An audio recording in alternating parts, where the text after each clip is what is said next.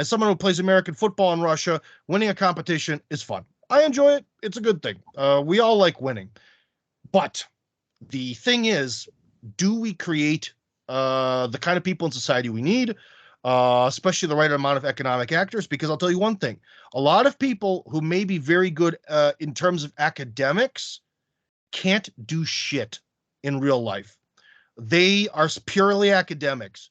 They're good at raising their hand and knowing what the answer is and maybe working out the math, but are they the people who make the new invention, start the next business, go out there and fight and tear and rip a piece of the economy into their own hands? Generally not. I agree. So Totally. it's like, it's nice to win the stuff, but does it really change things? Because I'll tell you what, I've met a lot of very successful people in Russia, and none of them thank the education system. It's not about that. And in fact, I think the street offers a lot more knowledge to people than the education system does. In fact, I would say the education system is one of the reasons why we have so many demographic problems in Russia, because we're much like in the United States, people essentially start life at 22 years old. Whereas in medieval times or whatever, people started life at about 13 or 14 as an adult, right? So we've extended the time to become an adult by 10 years. And as we see in the West, there's a crisis of useless degrees. That crisis of useless degrees exists in Russia. We're wasting people's lives. You should already be an adult at 8. I would say even at 16.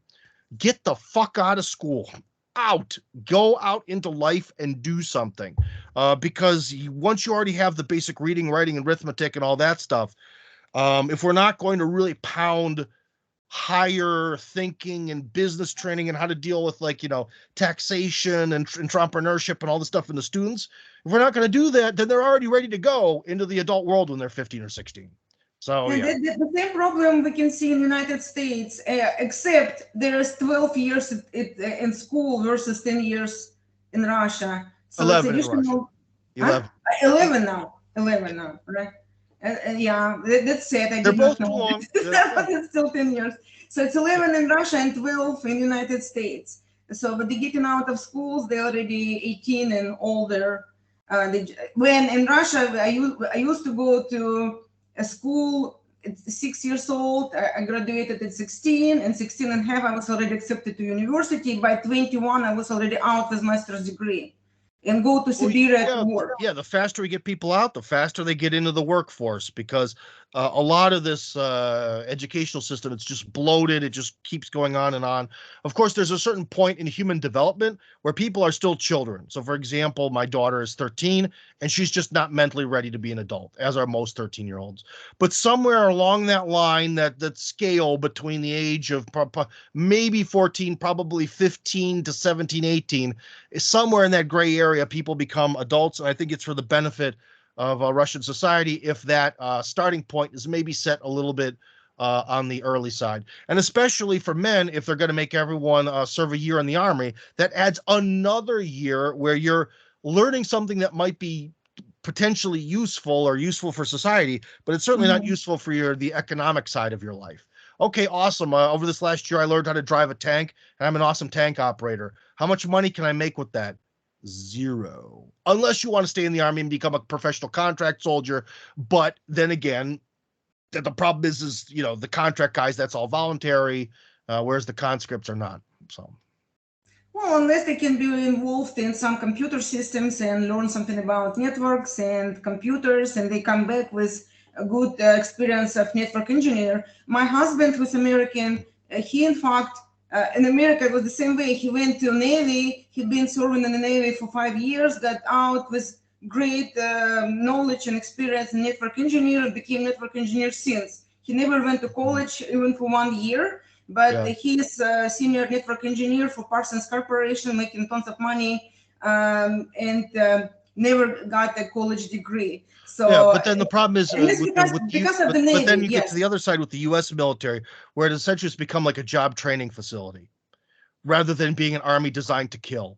You see, so I can kind of see that, but I don't know. I think that's another thing where if we're gonna plan out people's youths in Russia, we really need to try our best to eliminate this whole sort of thing of having to make people put their year in the army. It really has to be a voluntary military service because, as we're seeing from the current war, the idea of like of militia guys, of just guys who pick up their guns and go fight, that's not how 21st century war works. You have to be extremely well trained, and so really armies are not just there's an expression, a professional army, but now it's becoming very literal. Like you have to be a true high quality professional just to be a soldier now. So I don't know. I think the whole drafting young people to spend a year doing stuff rather than wife, kids, which is what Russia really needs. I don't know if that's quite the proper direction. Maybe I'm missing something. I could be wrong. No, I agree with you. I think, your perspective as being outsider to get in the country, it's really very important because you kind of can see things which Russians, when they grew up in the system, they don't see it. Yeah. So for me, again, like being in the United States for almost 25 years, get back to Russia, and I can see like on the spot right away which things needs to be improved, which things I will be doing differently, why they're not doing it the way it's done in America. Sometimes it's, I'm frustrated because things which completely 100% you accept it as they should be like that, and for some reason you don't see them in Russia at all. So I don't want to give some examples because people are gonna get offended probably. Well. Maybe for another conversation. No, so that's anyway, my job to offend people. Don't worry about it. No, there's a lot of things in Russia. Trust me, there's a lot of things in Russia that work a lot better than the United States. It's just we haven't covered any yet on this in this discussion. If you want to talk about maybe like inter-ethnic relations, oh boy, is that night and day. That and especially things like banking in Russia are much better. There's a lot of things that are absolutely. efficient. The only one thing is like I'm frustrated about is recycling. In the United States a long time ago, and they already have like this 2 trash cans, right? Like every household has 2 trash cans. You have the blue trash can, you have the green trash can, and all the plastic will be going directly to recycling facility. When here, it's hurting my heart to put together plastic bottles and glass bottles and paper, put it in the same trash. And sometimes there are some containers, but they will say only for this or that. But what about the other things? Like what about the plastic containers? Why cannot Well, that's because it's going to be a while before that hits. It'll eventually probably start, but there's always sort of bigger fish to fry, bigger problems happening in society. So, yeah, that's going to probably come not in the near future. Yeah, but it would be nice because it's you kind of used to it. You feel like it's a proper thing to do, and it's always, in America, people think, I'm saving the tree, I'm saving the planet, I'm not trashing, the plastic and glass and in a regular trash container. So maybe we used to it for so much, it trained for so long. So for me, for right now, to put the plastic container in a regular trash, it's kind of hurting me mentally. Maybe I became too brainwashed in some point, which again, it's not difficult to do. I mean, it's not difficult to create some facilities to probably sort out that plastic and paper out of regular food. Well, the technology for that has gotten better, so at least it's definitely it can be a profitable business. It actually, whereas in the past, like when I was a kid in the 80s, recycling was always a losing game. Like no matter where it always lost money. Now at least it's profitable, so we'll see. I think eventually it'll happen, but it's hard to get the government to move sometimes. Especially again, like I said, it's not a top tier issue. And there's a lot of other stuff they want to do. Right. So anyway, so you've been here in Russia for a long time, since like you said 2006, 2005? 2006, yeah. 2006. So you basically lived here through all the sanctions which were imposed on Russia since 2014, after the Crimea was returned back to Russian Federation, thanks God. And thanks to Putin, so Crimea is back to homeland, which I think every single Russian is absolutely I don't know who can say they against it. Even we got sanctions after that move. So you lived during the sanctions, most of your life in Russia. You lived during the sanctions. How do you feel? Do you feel like It's become really more difficult, especially now after the special operation in Ukraine. So life is more difficult. You don't see any impact basically on your regular day-to-day life. I would say virtually no impact. I mean, especially because Russians are very adept at dealing with stuff like that. Like, for example, it took me a little while to get back on Steam. Steam is a service that allows you to sort of buy video games that you can play on your PC. And, within, I think, a few days after they blocked Steam, you can just, there's services where you can just buy stuff. I mean, Steam works again. Everything works through some sort of back channel and all that. And whatever you want to do, you can do. I mean, what am I going to say? Nothing changed really over all this. I So mean, food is still there. yeah, Cars, you can buy cars, you can buy yeah. clothes, right? You can buy Maybe the only food. thing that really is hard for people now is in connection with the war and all this, mortgage rates are really bad. So it is a really tough time to buy a home. Another is you might want to give the American Village a try. We'll build you a home and we'll build you at a fair rate, and something to think about, especially if So you're coming to Russia. tell me a little bit more about that. So how did you come up with the idea to create this project? How many houses or lots are there, or how many total, and how many are still available? And a little bit more about the price, conditions. What does it make attractive to purchase a Unfortunately, we're lot still a in little bit American? early. I can't tell you any of those specifics until we launch the site, but it'll cost the cost of a house in Russia. Really, when you talk about building stuff, the it just sort of depends on the men and the materials and the time and all that.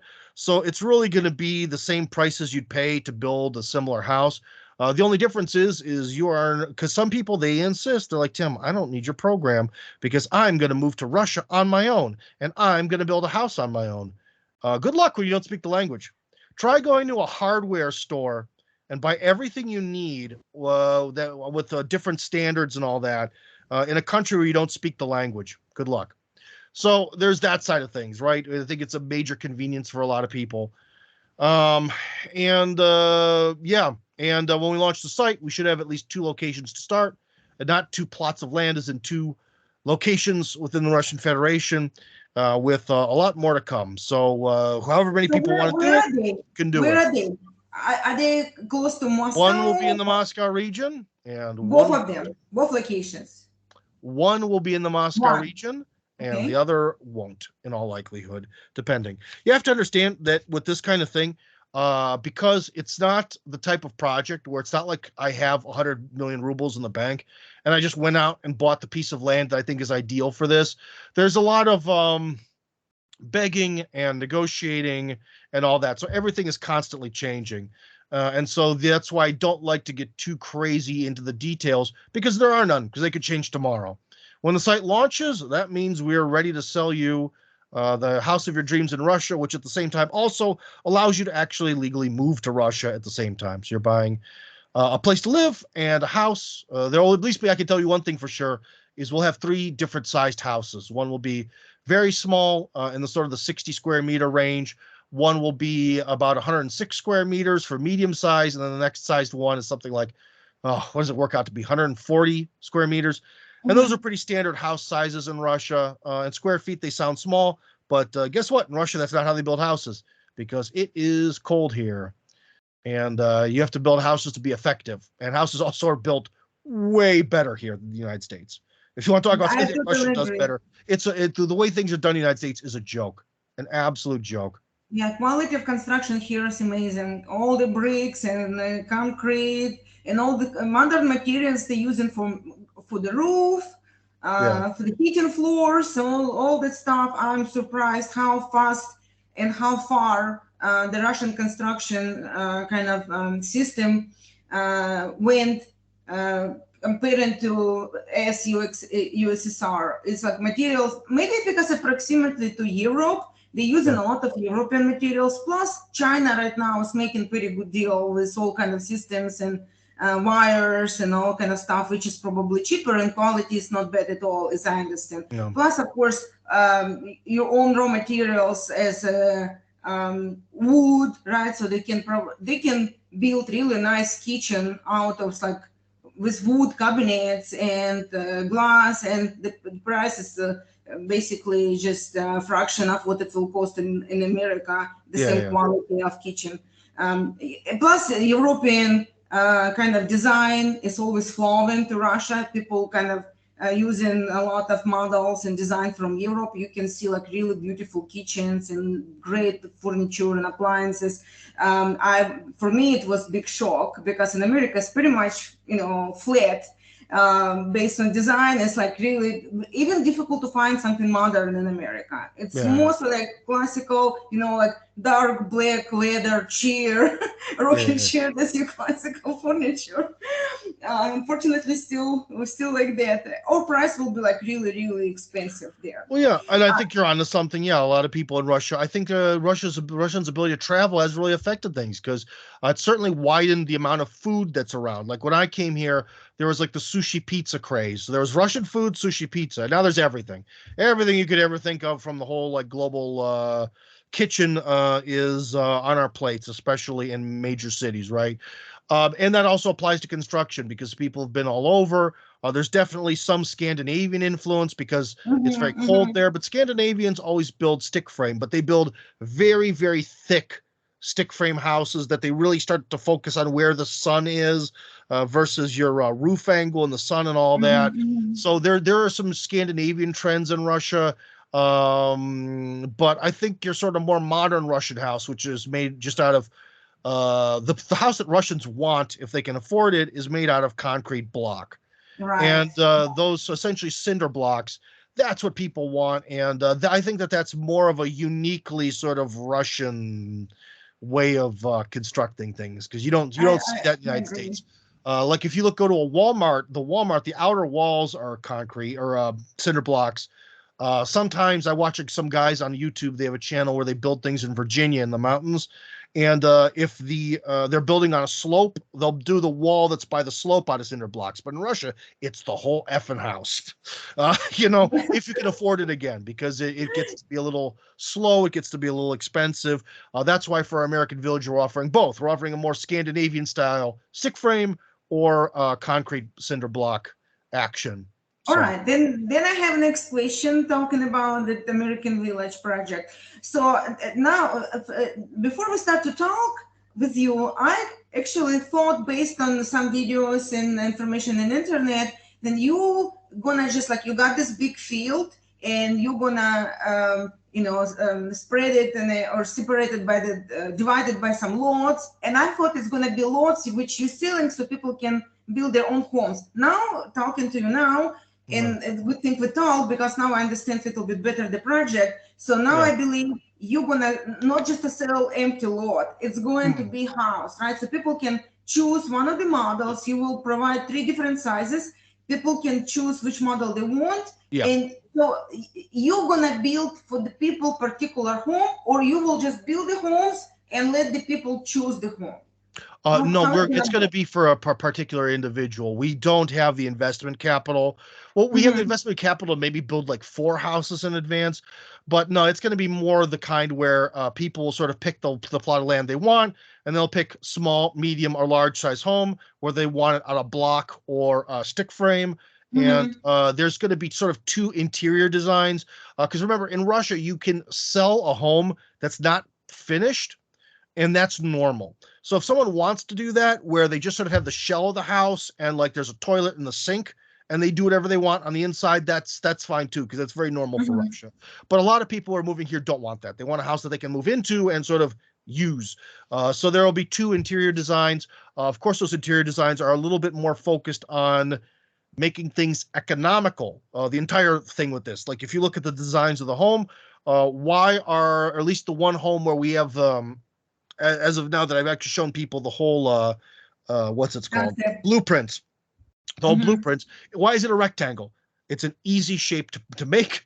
It's an easy shape to maximize your amount of square meters. Mhm. The roof is a simple, I believe the term is gable, where it just goes up and down like that. A simple gable roof, no crazy different uh Shapes weird and roof. forms. Yeah. Yeah, because actually we're because I have faith in our construction company, but I'll put it this way. The place that most Russian construction companies where they ruin the house, where they screw up, Mhm. is Mhm. complex roofs.